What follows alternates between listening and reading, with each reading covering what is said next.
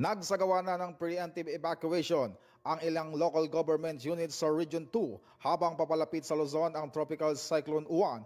Batay sa pinahuling ulat ng Cagayan Valley Regional Disaster Risk Reduction and Management Operations Center, umabot na sa 359 pamilya o 1,147 individual mula sa 27 barangay ang nailikas sa tulong ng mga lokal na otoridad upang matiyak ang kanilang kaligtasan.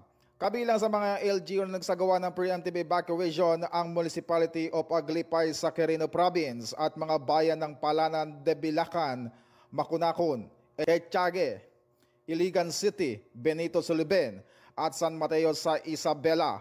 Gayon din, nagsagawa rin ng paglikas sa mga bayan ng Alcala, Bagao, Lalo at Peña Blanca sa Cagayan Province. Kasabay nito, aktibong nakikiisa ang Philippine National Police sa mga operations ng mga LGU at disaster response teams sa rehiyon.